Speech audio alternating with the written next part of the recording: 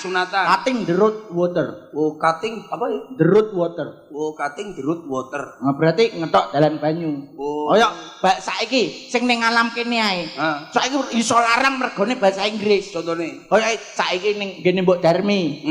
Ayam goreng, tulisane lho ayam goreng. Kuwi regane pira? 7.500. Murah. Saiki nek KFC regane dadi 35. Mergo bahasa Inggris digenti dadi fried chicken. Oh. Padha-padha ayam gorenge, nak cara Jawa ayam goreng, nak cara Inggris fried chicken. Terus Terus gini Mbok Darmi neh. Kuwi tulisane kopi ireng. Ning mall tulisane black coffee.